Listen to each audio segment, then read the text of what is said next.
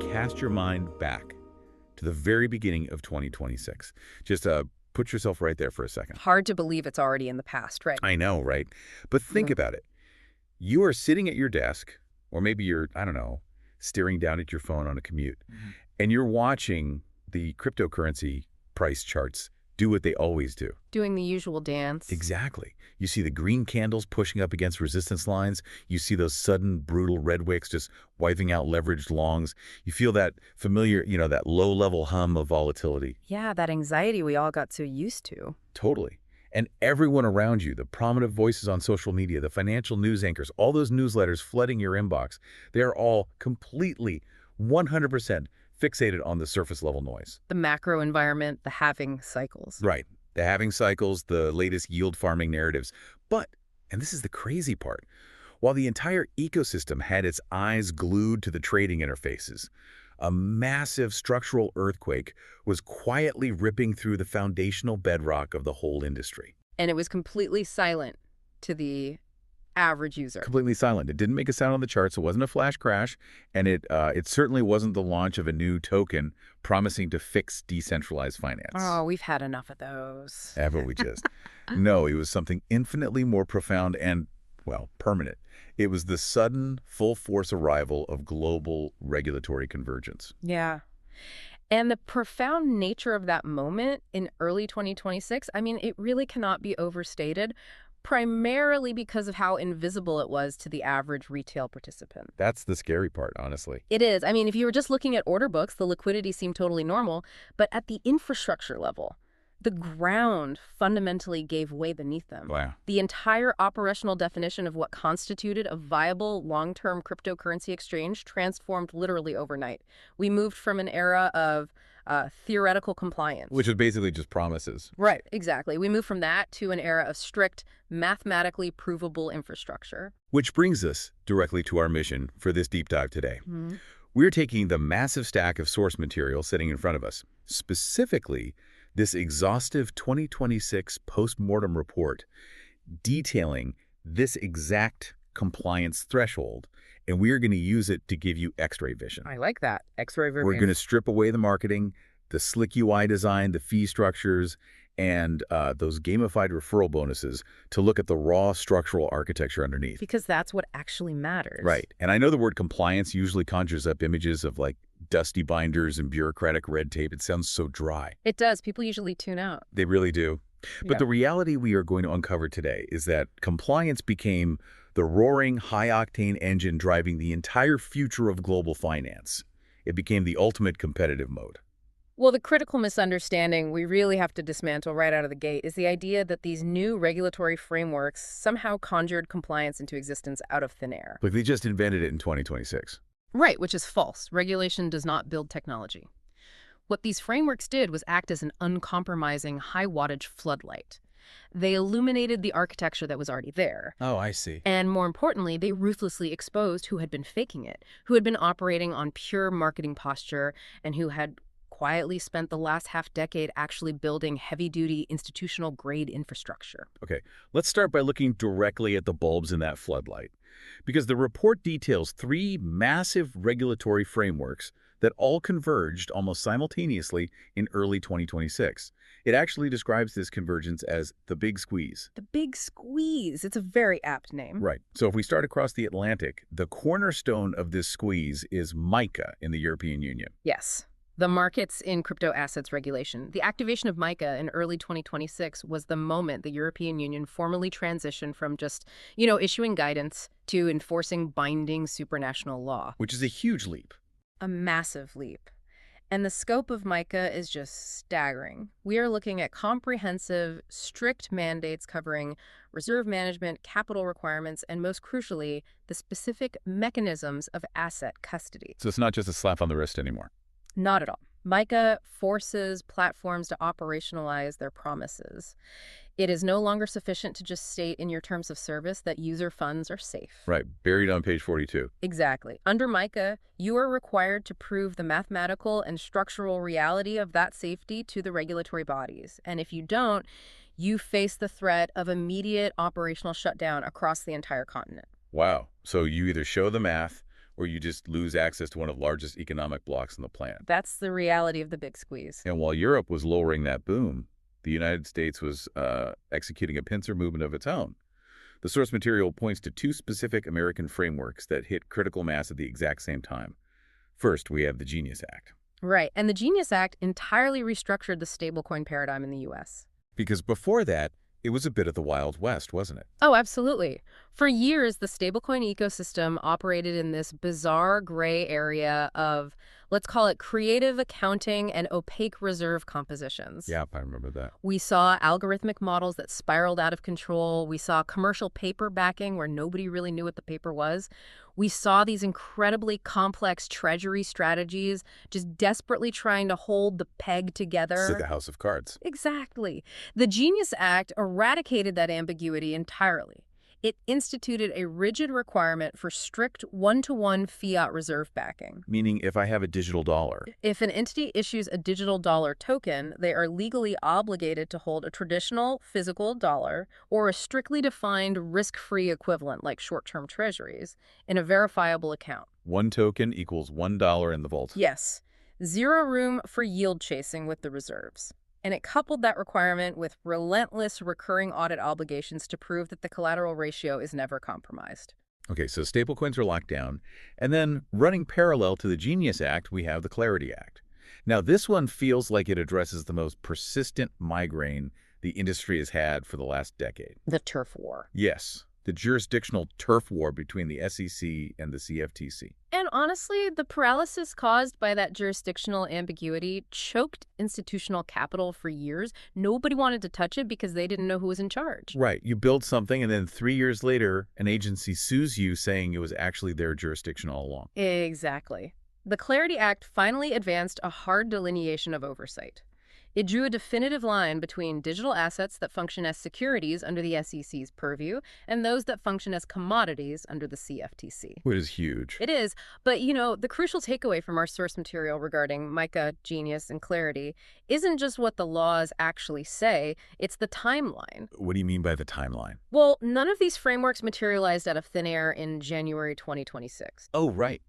Because they had been debated in parliaments and congresses for, years before that. Precisely. Serious, well-capitalized market participants had been anticipating this exact regulatory environment for the better part of 5 years. 5 years. Yeah.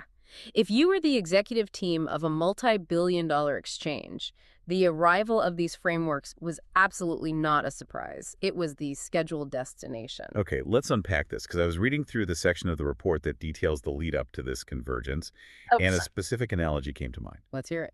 Okay, imagine a booming, chaotic frontier town during a massive gold rush. You have prospectors flooding in, and local entrepreneurs are just throwing up saloons and general stores as fast as humanly possible. Just trying to meet the demand? Right. They are building with cheap wood, completely ignoring the foundational work, just trying to open the doors to capture the rush of money. But for 5 years, there are these persistent rumors that the metropolitan building inspectors are making their way out west. They're on the train. Exactly. So when the inspectors finally ride into town in 2026, they aren't strolling down the main street admiring the fresh coats of paint on the saloons.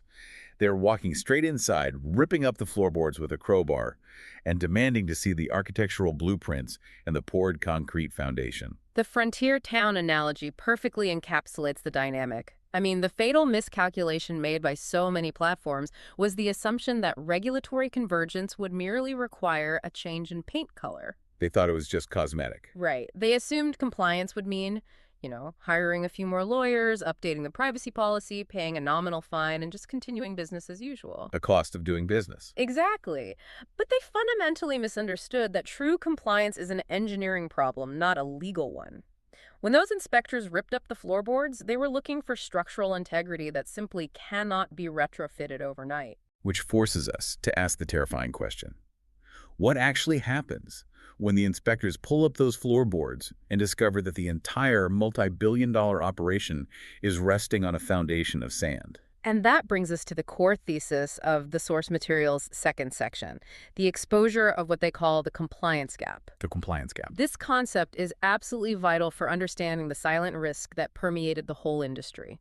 The compliance gap is the vast and frankly often intentionally obscured divide between a platform's compliance posture and their compliance reality. Posture versus reality. Break that down for us. Well, posture is how legitimate, secure, and regulated they appear to the retail public.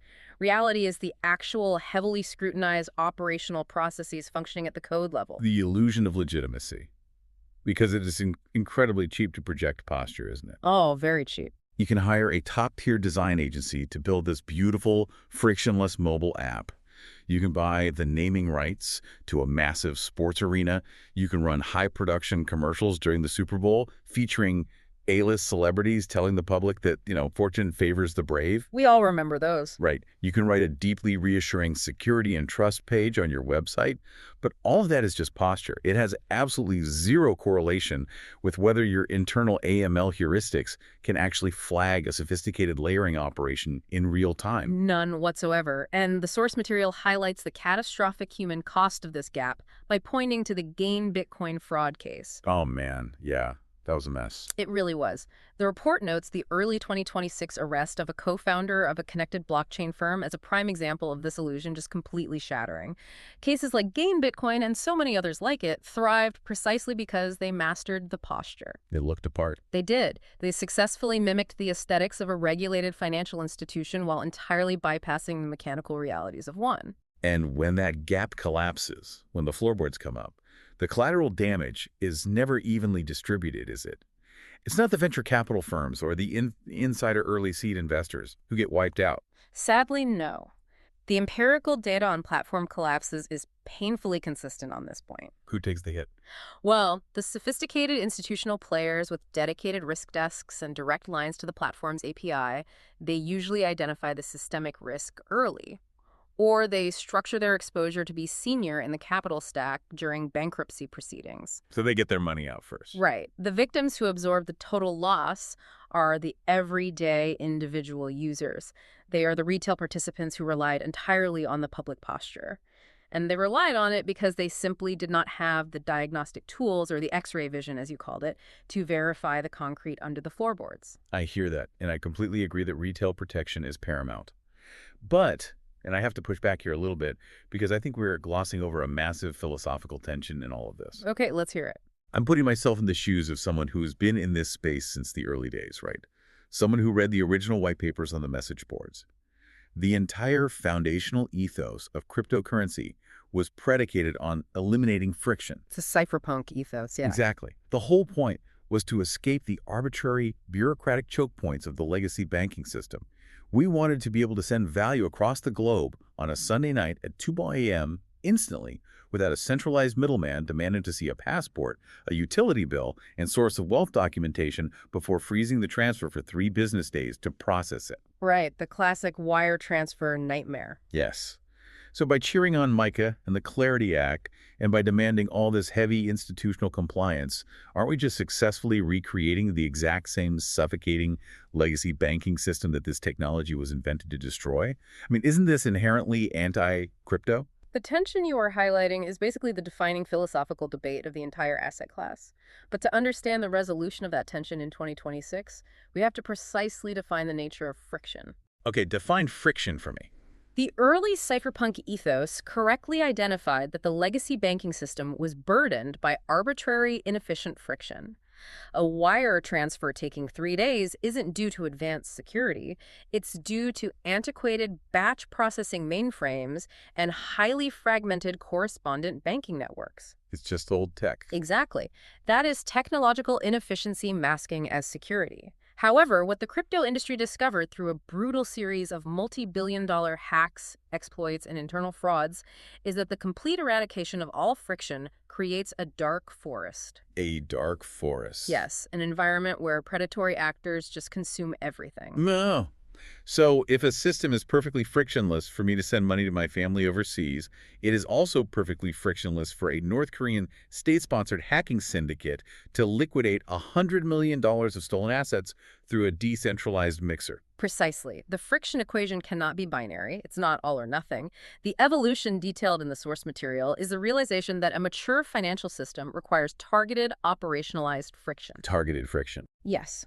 True structural compliance does not mean dragging the blockchain back to the speed of a 1980s bank wire.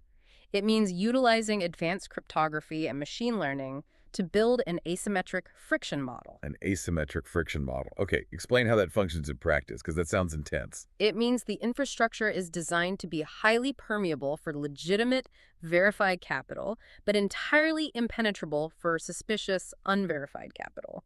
You operationalize the friction so that the computational drag only applies to the bad actors. Oh, wow. And what the industry learned over 5 years of brutal trial and error is that the free market, left to its own devices, completely failed to build this asymmetric model. Because there's no money in building walls if you don't have to. Exactly. The market rewarded rapid user acquisition and high-yield tokenomics, not structural security.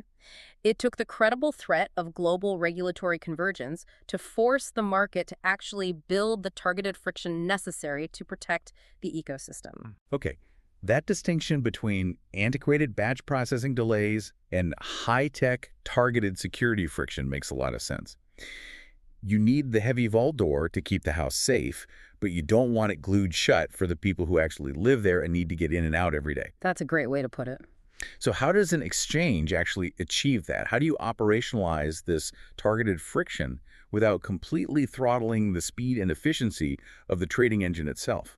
Well, the source report is unequivocal on this point. To find the answer, you have to stop looking at the shiny trading dashboards, you have to stop looking at the matching engine, and you have to dig down into the most unglamorous, heavy-duty technology at the very bottom of the stack. We're talking about custody. We have to unpack custody architecture. Custody is the absolute non-negotiable bedrock. If the custody architecture is flawed, every other feature of the exchange is totally irrelevant. Because the money isn't actually safe. Right. At the core of MiCA, and deeply embedded in the SEC's regulatory perspective, is one simple, unyielding question. Where are the user assets actually residing, and what are the physical and cryptographic mechanics required to move them? And the first pillar of this architecture, as highlighted in the report, is asset segregation. But the critical nuance here is how that segregation is actually enforced. Yes. The report makes a very sharp distinction between contractual segregation and structural segregation. What's the difference in reality? The difference between the two is basically the difference between a promise and a physical barrier. Contractual segregation is a legal fiction. A legal fiction. Yes. It is a line in the exchange's terms of service that reads, user funds will not be mixed with corporate treasury funds. Okay. Sounds good on paper. On paper, yes. But in a contractually segregated system, the exchange might actually hold all the assets in a single massive omnibus wallet and simply use an internal SQL database to track who owns what. Oh, wow. So all the money is actually sitting in one big pot. Exactly. And the risk there is immense. If the exchange faces a liquidity crisis, the executives have the physical capability to just dip into that omnibus wallet to cover their operational margins because the only thing stopping them is a legal promise. And when the pressure is high enough and the company is facing bankruptcy, those legal promises tend to evaporate instantly. Historically, they evaporate overnight. Structural segregation, however, means the technology itself removes the option of commingling. So they literally can't touch it. Right. It means utilizing protocol-level architecture to ensure user funds and operational capital exist in entirely separate cryptographic domains. The exchange cannot accidentally or intentionally route user deposits to cover a corporate margin call because the infrastructure mathematically prevents the transfer without specific, verifiable authorization protocols. Okay, and that leads us directly into the mechanics of that authorization. Because how does an exchange ensure that nobody, not a rogue executive, not a compromised back-end engineer, and not an external hacker, can unilaterally bypass those structural barriers? That's where we get into the heavy cryptography. The report points to multi-party computation, or MPC, and multi-signature requirements as the strict industry standard. Let's examine the mechanics of MPC because it represents a pretty monumental leap forward from early crypto custody, doesn't it? It does. Let's think about a traditional single-signature wallet setup. In that scenario, a single alphanumeric string, the private key, has absolute cryptographic authority over the funds. One key rules them all. Exactly. And if an attacker gains access to that string of data, the game is over. The funds are irreversibly gone. It is a catastrophic single point of failure. Multi-party computation addresses this by fundamentally altering how the cryptographic signature is generated in the first place. So rather than one person holding the master key, the authority is divided up. Well, it is more complex than just dividing a key. Yeah. With MPC, the private key is never actually generated as a whole single entity at all. Oh, really? It never exists as a whole key. Never. Through a process of distributed key generation, multiple independent parties or independent server nodes geographically distributed across different jurisdictions generate mathematical fragments or shares. So no one participant actually possesses the key. They just have a mathematical puzzle piece. Correct. And when a transaction needs to be authorized, say, moving $50 million from cold storage to a hot wallet to process customer withdrawals, these distributed nodes communicate with each other to compute the final cryptographic signature. What? They run a protocol that produces a valid signature for the blockchain, but they do it without ever revealing their individual puzzle pieces to one another and without ever assembling the complete private key in a single location. Here's where it gets really interesting, because the analogy I always come back to for MPC and multisig is the nuclear launch protocol on a submarine. Oh, I like this one. You've seen the thrillers, right? The captain receives the launch order, but he cannot just walk over to his desk, flip a switch, and fire the missile. He has a physical key. The executive officer on the other side of the command center has a separate physical key. Right, and they have to turn them at the same time. Exactly. They have to insert their respective keys into separate consoles and turn them simultaneously. It requires coordinated, independent action. MPC is basically the advanced cryptographic equivalent of those submarine protocols. It's a great visual. Right. A hacker would have to simultaneously compromise multiple, heavily defended, geographically isolated servers, all running different operating systems, just to forge a single signature. That analogy captures the operational reality perfectly. But if we extend that submarine analogy, we have to look at how those launch keys are protected when they aren't being turned. Right, you don't just leave them sitting on the navigation table in the mess hall. Exactly. They are locked inside a physical safe. In the architecture of a compliant exchange, this physical safe is the hardware security module, or HSM. The report spends a lot of time on HSMs, referring to them as the essential physical layer of the custody stack. So, if MPC is the cryptographic software protocol, the HSM is the indestructible titanium box holding the puzzle pieces. That's spot on. Hardware security modules are purpose-built, highly specialized physical computing devices. They are engineered from the silicon up for one exclusive purpose: executing cryptographic operations and managing keys in an entirely secure environment. Okay, so they don't do anything else, just security. Just security. Their critical function within an exchange's architecture is to ensure that the cryptographic material is never, under any circumstances, exposed to software-accessible memory. Let's drill down into that vulnerability for a second. Why is software-accessible memory the ultimate danger zone for an exchange? Because software is inherently porous? Meaning it's easily hacked. Right. If a private key or an MPC share is loaded into the random access memory, the RAM, of a standard server to sign a transaction, it is deeply vulnerable. A sophisticated state-sponsored actor can deploy malware designed to scrape the RAM, extract the key data, and transmit it back to their command center. Wow. And the HSM stops that. And HSM eliminates this vector entirely by creating an absolute air gap. The key material lives permanently inside the tamper-proof boundaries of the hardware. So how does it actually sign anything if the key can't leave the box? When the exchange needs a transaction signed, it sends the raw transaction data into the HSM. The internal processor of the HSM applies the cryptographic signature using the key, and then sends only the finished, mathematically secure signature out. The underlying key material never leaves the secure enclave. That is wild. And these devices aren't just software firewalls either. They're physically fortified. I was reading that they use tamper-evident meshes and epoxy resins inside the casing. So if someone literally tries to cut the box open with a laser or drill into it to extract the chip, the HSM detects the physical intrusion and instantly zeroizes the memory, wiping the keys out of existence before they can be stolen. They meet incredibly stringent standards, such as FIPS 142-3 level 3 or 4. And this brings us to a really fascinating phrase used in the source report. It describes the integration of HSMs as an expensive signal. I found that phrase brilliant. An expensive signal. It's an economic concept, right? Yes. It means the exchange is undertaking a massive, non-recoverable cost that proves their intent. because a bad actor or a fly-by-night operation would just never spend the money. Exactly.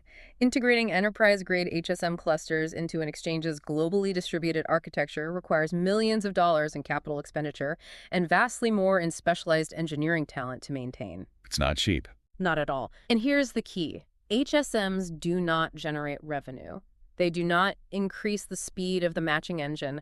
They do not enable higher leverage for traders. They offer absolutely zero marketing value to the average retail user who is just looking to buy a trending meme coin. The user doesn't even know they exist. Right. They serve only one master, uncompromised structural security. Therefore, when an exchange heavily invests in HSM infrastructure, they are broadcasting an irrefutable, expensive signal to the regulators and institutional allocators that they prioritize their architectural foundation over immediate superficial growth. And the final layer of this fortress, as outlined in the report, is cold storage. Because even with MPC and HSMs, you don't keep all your assets connected to the internet, do you? Absolutely not. Cold storage is the practice of keeping the substantial, overwhelming majority of user assets in wallets that are completely physically disconnected from any networked system. Like literally unplugged. Unplugged, offline, usually in geographically secure vaults. It reduces the attack surface to the absolute theoretical minimum. A well-architected exchange will only maintain a highly calculated fraction of total assets in hot or warm wallets, just enough to facilitate the statistical daily liquidity requirements for customer withdrawals. The vast majority of the capital remains in the deep freeze. Exactly. Okay, so we have constructed the ultimate vault. We have structural segregation, ensuring the funds aren't mixed. We have distributed MPC protocols, ensuring no single actor can authorize a move. We have HSMs providing physical tamper-proof security for the cryptographic material. And we have cold storage keeping the bulk of the assets offline. The foundation is poured. The foundation is poured. Securing the vault is step one. But the regulatory convergence of 2026 wasn't just concerned with hackers breaking in to steal the money. No, it wasn't. They were equally concerned with criminals walking through the front door to deposit dirty money. Step two is actively monitoring the perimeter. And that brings us to the evolution of anti-money laundering systems, what the report vividly describes as the panopticon. The technological leap in on-chain AML capabilities over the few years preceding 2026 was absolutely staggering. We transitioned from retrospective investigative forensics to real-time operationalized interdiction. That's a big shift. Huge. And to understand the magnitude of this shift, we have to look at the outdated methodology that a shocking number of platforms were still relying on right up until the regulatory squeeze. The report calls it the era of static address blacklists. How did that system actually function, and why was it so fundamentally broken? Well, a static blacklist operates exactly how it sounds. Law enforcement agencies, the Office of Foreign Assets Control, or private security firms would identify a specific blockchain address that was definitively linked to a major exchange hack, a ransomware syndicate, or a darknet marketplace. Okay, so they find the bad guy's wallet. Right. They would publish this address on a list. Exchanges would then take this static text file and periodically run their incoming deposits against it. If a user trying to deposit directly from a blacklisted address, the exchange would block it. The fatal flaw seems pretty obvious there. Oh, it is. By the time an address is identified, investigated, verified, and officially published on a static list, the criminal is long gone. The money is already moved. Exactly. It is entirely reactive. Static blacklists only document the crime long after it has concluded. What's fascinating here is that a sophisticated illicit actor is never going to steal funds and then transfer them in a single direct hop to an account at a major centralized exchange. Right. They aren't stupid. No. Yeah. They employ complex obfuscation techniques, primarily something called layering. Layering. Let's unpack the mechanics of that because it's crucial to understanding the new AML technology. How does a criminal layer transactions on a public ledger? Layering is basically the digital equivalent of classic money laundering. The goal is to break the deterministic link between the original illicit source and the final deposit destination. Break the chain. Right. On a blockchain, a criminal will take the stolen funds and initiate an automated script. The funds from the initial compromised address are split and sent to 50 newly generated intermediate addresses. Wow, 50. And those 50 addresses then execute transactions to 100 more addresses. They utilize decentralized exchanges to swap the asset across different blockchains, moving from Bitcoin to a privacy-focused coin, then maybe bridging to Ethereum. Just bouncing it around everywhere. Everywhere. They might route the funds through a decentralized mixer or a coin join protocol, which jumbles the inputs and outputs of dozens of unrelated users together. Finally, after thousands of intermediate hops and chain crossings, the funds are consolidated and deposited into the target exchange. And the static blacklist is completely blind to all of that because the final depositing address is brand new. It has no history, so it's not on the list. Exactly. It completely bypasses the static check. But the report says that real-time, institutional-grade blockchain analytics completely changed this dynamic. How does modern software actually untangle that massive web of layered transactions? It utilizes heuristic clustering and advanced probabilistic modeling. Modern on-chain analytics platforms do not wait for an address to be reported by law enforcement. They're proactive. Highly proactive. They ingest the entire history of the blockchain and run continuous machine learning algorithms to map relationships between addresses based on behavioral patterns.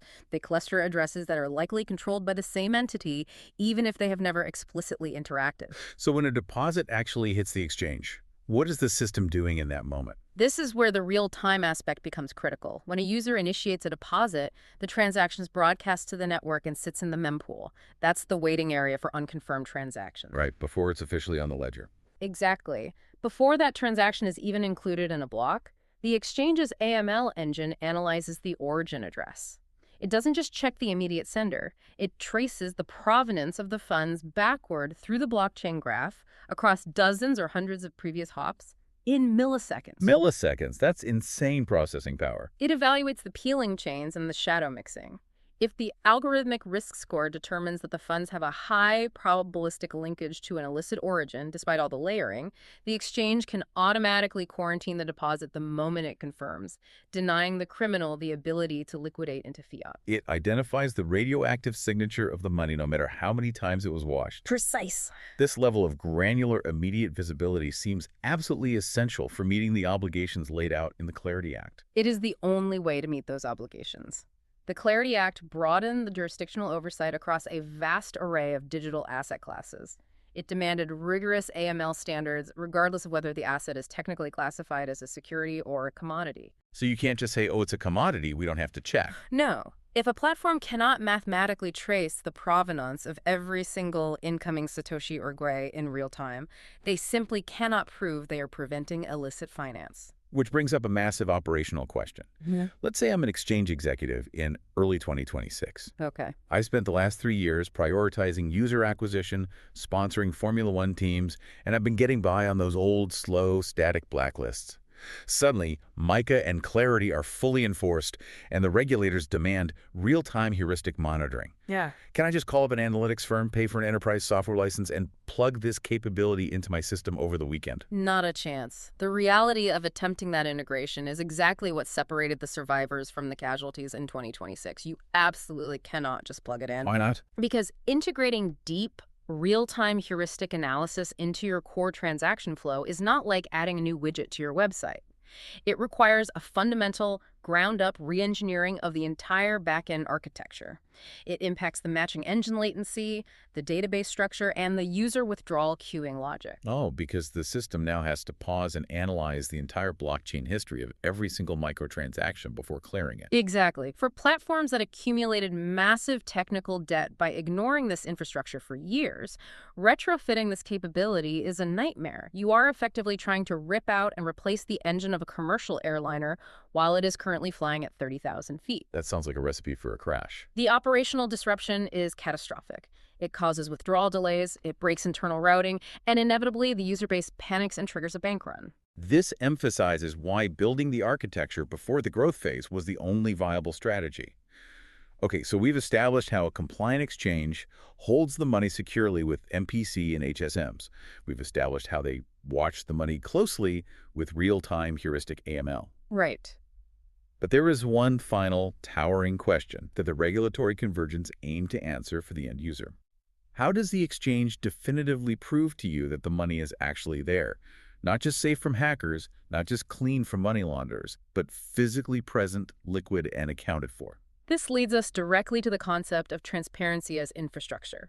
Specifically, how MiCA and the broader regulatory environment formalize the necessity of proof of reserves, and more importantly, the governance structures required to validate those proofs. Right. To contextualize this, the traditional finance sector has operated on the basis of independent attestation for a century. Legacy banks are subjected to rigorous, continuous auditing of their asset positions. It's just standard practice. But the crypto industry, for a long time, operated on a terrifying combination of blind trust and cryptographic hubris. The source material painfully outlines the historical consequences of this opacity. It does. The historical record is literally littered with the wreckage of platforms that utilize that opacity to mask gross financial mismanagement. When there is no verifiable requirement to prove your reserves, the temptation to engage in fractional reserve banking becomes overwhelming. It's too easy to dip into the pot. Exchanges would quietly take user deposits and lend them out to high-risk hedge funds to generate yield, or worse, they would use customer capital to plug massive holes in their own operational balance sheets. And when the market inevitably turned and users rushed to withdraw their funds simultaneously, the illusion shattered. The money simply wasn't there. The classic bank run, but happening at the speed of the internet. MiCA's reserve transparency requirements were designed to permanently eliminate this specific vulnerability. And while the strict letter of MiCA mandated these requirements primarily for stablecoin issuers, the report notes that the market logic instantly extended to general exchange custody through the standardization of proof of reserves, or POR. Proof of reserves became the table stakes for survival.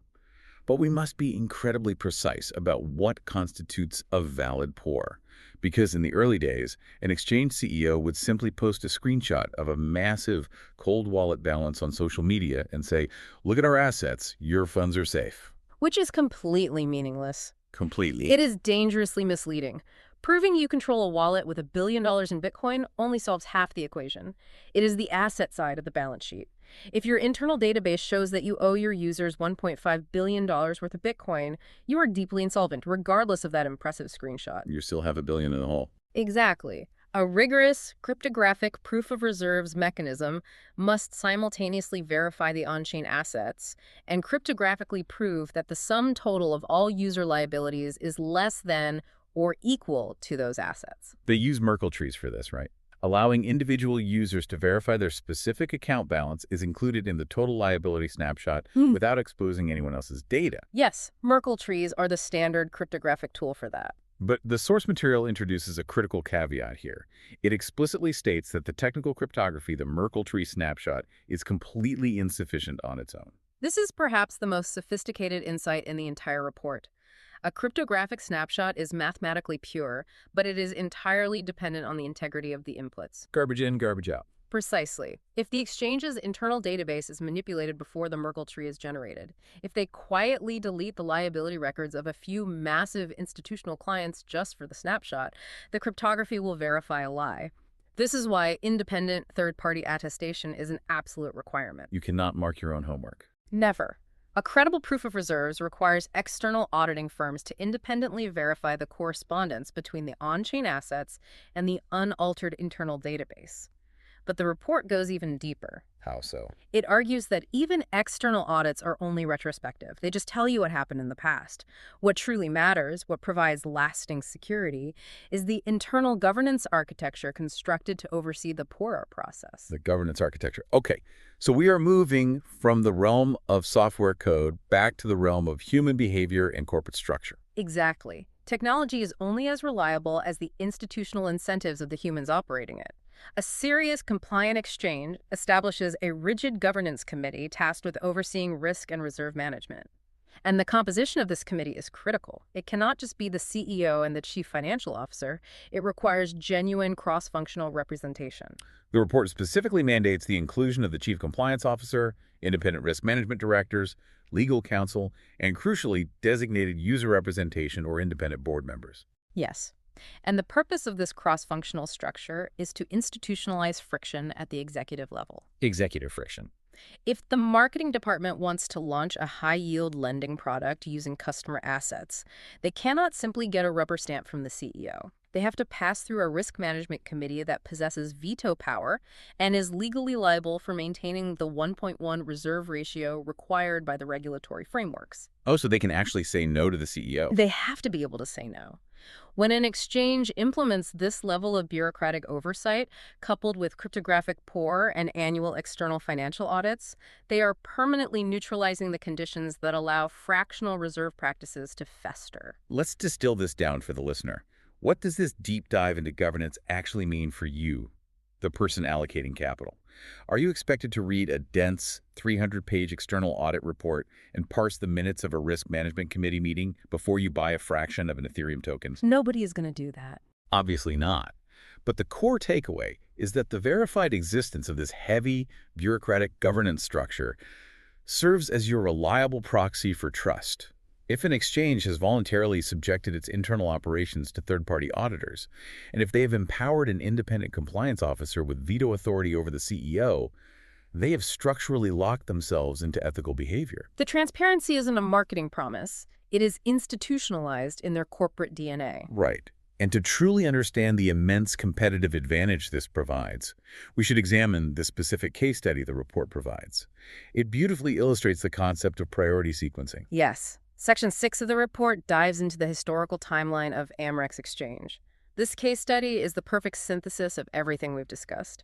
It shows the stark difference between an infrastructure-first blueprint and the chaotic growth-first scramble that doomed so many others. The Anmrex timeline is basically a masterclass in anticipating regulatory convergence. Let's look at the dates provided in the source. Anmrex was founded in May 2020. Let's set the context for May 2020. Right. We were at the precipice of a massive, historic bull run. The entire industry was swept up in decentralized finance summers, algorithmic stablecoins, and an unprecedented retail frenzy. Absolute mania. The prevailing business strategy across the ecosystem was to list as many obscure, high-volume tokens as possible, capture the trading fees, and worry about the back-end infrastructure later. But according to the report, Anmrex's very first major operational milestone occurred in August 2020.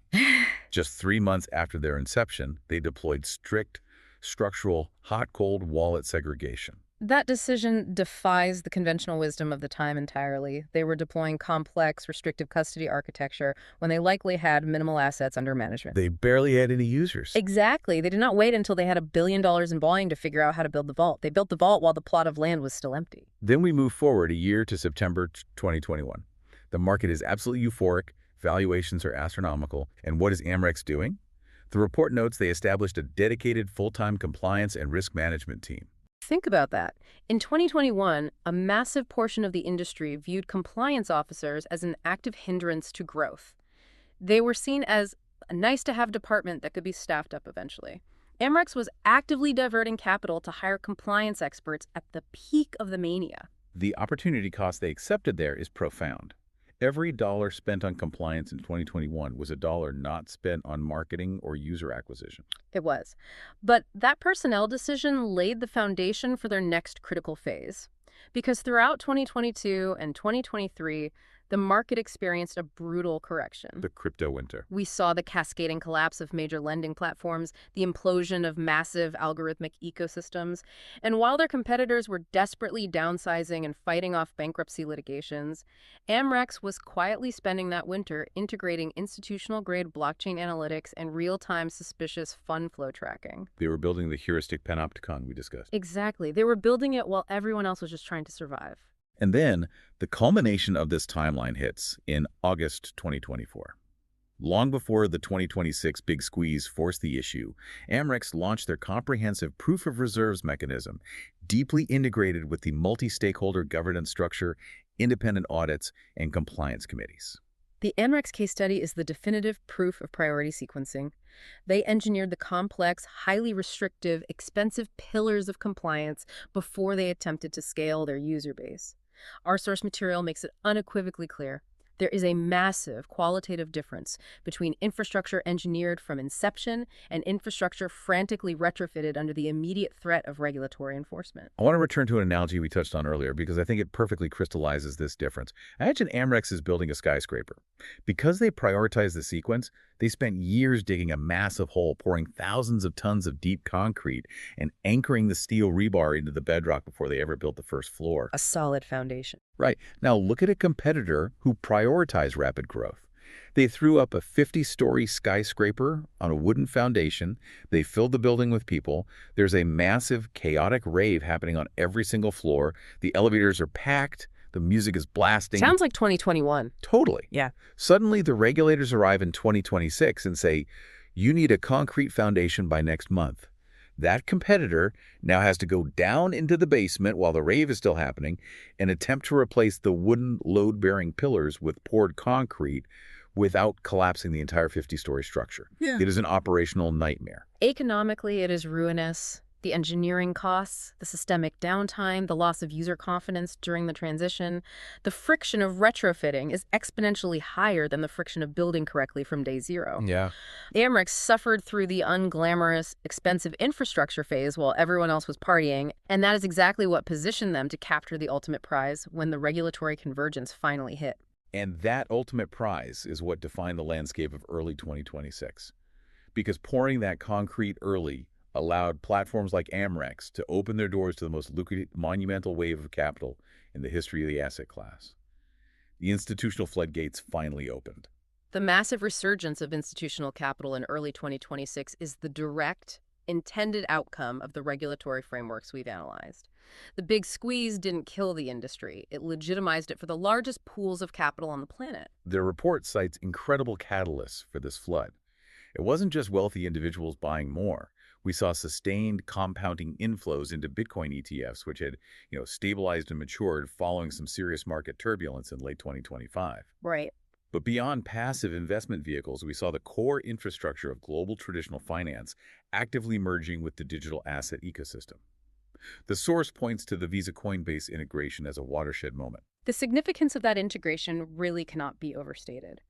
By enabling seamless, real-time fiat on-ramps and off-ramps through the world's most ubiquitous payment network, the friction between the legacy barking system and the crypto ecosystem evaporated for the end consumer. It just became invisible.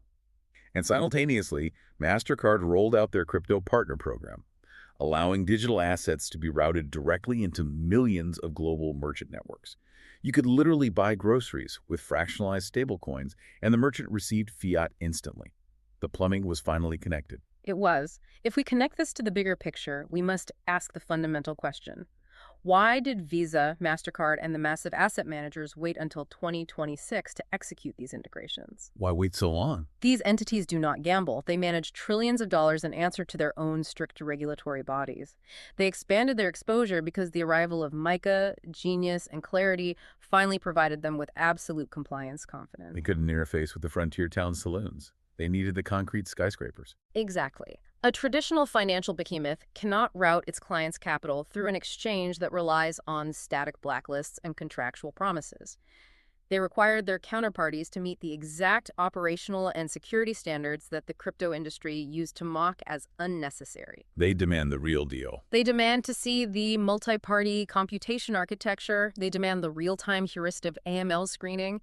They demand the cryptographically sound proof of reserves backed by audited financials. Which means the only exchanges capable of capturing this unprecedented tsunami of institutional flow were the ones, like Anmrex, who started building the plumbing half a decade ago. Precisely. The infrastructure-first platforms accumulated a compounding, invisible advantage in the dark. When the regulatory convergence of 2026 flipped the floodlights on, that advantage became immediately explicit, making them the exclusive gateways for institutional capital. Looking back at this whole timeline, the irony is just breathtaking. For its entire first decade, the cryptocurrency narrative was defined by rebellion. It was cypherpunks, anarcho-capitalists, laser eyes, and tearing down the traditional financial establishment. It was a revolution. But when the dust settled in 2026, the catalyst that actually achieved global adoption, the key that unlocked the trillions of dollars needed to permanently establish the asset class, it was the most relentlessly boring aspects of traditional finance. It really was. It was FIPS-certified hardware security modules. It Yeah. was third-party accounting audits. It was cross-functional governance committees. In the end, the boring, heavy-duty compliance won. It did, because financial scale dictates reality. At a certain magnitude of capital, trust cannot be derived from a white paper or a charismatic founder. It must be derived from verifiable, redundant infrastructure. The gap between posture and reality was always there, but 2026 was the threshold where it became impossible to hide it anymore. The institutional allocators mapped the concrete and they allocated accordingly. And now, so can you. Let's synthesize everything we've unpacked today into a practical toolkit. When you, the listener, are evaluating where to allocate your capital in this mature landscape, your diagnostic process must fundamentally change. You have to look deeper. You cannot base your decision on a slick mobile interface, zero-fee trading promotions, or the sheer variety of microcap tokens available. You must interrogate the underlying architecture. You need to ask the uncompromising questions. Is the asset segregation mathematically enforced at the protocol level, or is it merely a contractual assertion? What is the specific multi-signature protocol, and are they utilizing true MPC distributed generation? Are the private keys air-gapped inside enterprise-grade hardware security modules? Is their AML engine relying on reactive static lists, or are they utilizing real-time heuristic clustering to trace funds through the mempool? And most importantly, do they have a cryptographic proof of reserves that is actively validated by a cross-functional governance committee and an independent external auditor? By demanding answers to these specific architectural questions, you are utilizing the exact same evaluative framework as the largest institutional asset managers in the world. You strip away the marketing posture, and you can immediately differentiate between a platform scrambling to retrofit its foundation just to avoid a regulatory shutdown, and a platform meticulously engineered for the long haul from day zero. You have the X-ray vision. You know how to look past the paint and inspect the concrete. However, this total, uncompromising transformation of the exchange landscape leaves us with a profound and perhaps unsettling question about the future trajectory of the industry. Uh-oh, what's that? Well, we have extensively documented how this global regulatory convergence forced standardizing compliance, raising the operational bar to an incredibly high institutional level. It created the ultimate uncompromising standard for entry. It did. But if we project this trajectory forward, if regulatory convergence eventually forces all surviving cryptocurrency platforms to adopt identical ultra-strict compliance infrastructures and identical rigidly structured institutional governance models, will the crypto exchanges of the 2030s stop competing on fundamental blockchain innovation entirely? Wow. If they all share the exact same standardized, highly regulated architecture, will they ultimately become completely indistinguishable from the legacy traditional banks they were originally invented to replace? That is a staggering thought to leave hanging in the air. If the building codes become universally strict enough, eventually every skyscraper starts to look exactly the same from the inside out. I highly encourage you to keep questioning the fundamental infrastructure beneath the surface of the financial platforms you interact with every single day. Always look for the concrete, never just the paint. Thank you for joining us for this deep dive into the architecture of 2026, and we will catch you next time as we continue to tear apart and unpack the hidden systems that run our world.